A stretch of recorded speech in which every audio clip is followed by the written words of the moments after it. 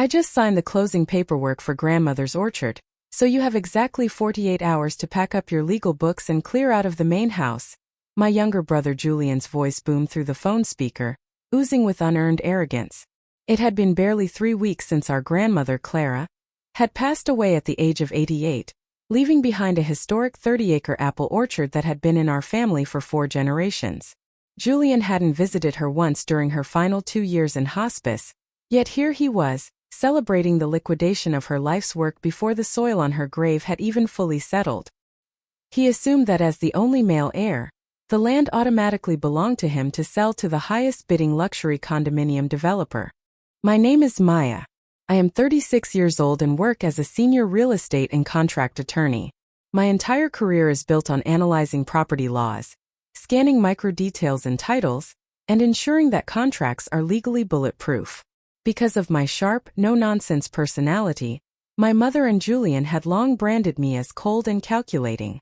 Julian was always the golden child, a smooth-talking master of manipulation who had spent his entire adult life bouncing from one failed, high-risk investment scheme to another, always using our mother's unconditional adoration to bail him out. Over the past decade, my mother had secretly drained her own retirement savings to fund Julian's lavish lifestyle, leaving them both financially desperate. Growing up, the favoritism was suffocating. When I worked 3 jobs to put myself through law school without a single dime of help, my mother claimed it would build character. Meanwhile, Julian was gifted a brand new luxury SUV for simply managing to graduate high school on his 3rd attempt. When grandmother Clara became frail and needed daily medical assistance, my mother and Julian openly suggested putting her in the cheapest, state-funded nursing home available.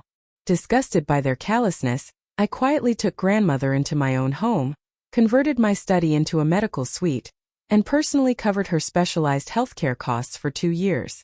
Julian only called when he wanted to know if she had updated her will. What Julian and my mother didn't know was that grandmother Clara was far more observant than they gave her credit for. She knew exactly why her son and grandson rarely visited, and she despised their greedy entitlement. 2 months before she passed away, while sitting in her wheelchair overlooking the orchard, she took my hand and handed me an old, rusted iron key. She whispered, "Maya, they think this land is a gold mine to be destroyed. They don't care about the roots, only the gold.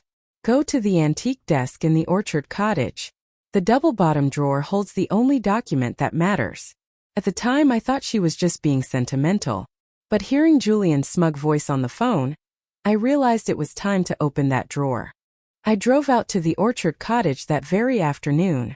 As I walked through the rows of blooming apple trees, I saw Julian's expensive sports car parked near the barn, alongside a group of surveyors wearing bright orange vests. Julian was leaning against his car, laughing loudly with a wealthy corporate developer.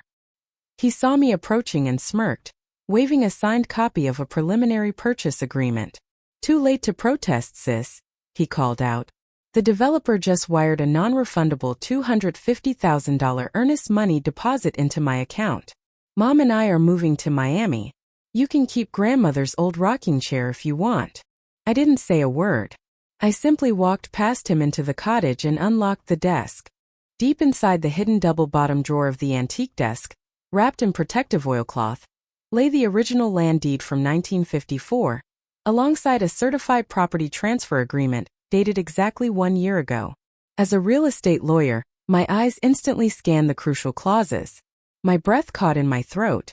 20 years ago, my late grandfather had placed the entire 30-acre orchard into a private, irrevocable family trust to shield it from potential business liabilities. The terms of that trust stated that the land could never be sold or inherited by anyone who did not actively manage the agricultural operations. Furthermore, the deed showed that grandmother Clara had officially legally transferred full ownership of the trust to me 12 months ago. The implications were staggering. Julian had legally signed a contract to sell land that he did not own, had never owned, and had absolutely no legal right to touch. The $250,000 earnest money deposit he had already received and likely spent on his debts was obtained through flagrant real estate fraud. I walked back out to the sunlit courtyard where Julian and the developer were finalizing their notes. I placed the certified deed and trust documents directly on the hood of Julian's car. You might want to read page 4 very carefully, Julian, I said, my voice completely calm and even. And your developer friend here might want to check the public land registry before writing any more fraudulent checks. The developer snatched the documents first. As his eyes flew down the legal text, his face turned from polite professionalism to absolute fury. He turned to Julian, his voice shaking with anger. You told us you were the sole owner of this property. This land belongs to a private trust managed exclusively by Maya. Julian grabbed the papers, his hands trembling violently as he stared at his own name completely omitted from the legal lineage. The developer immediately canceled the contract on the spot, promising a massive lawsuit for fraud to reclaim the spent deposit.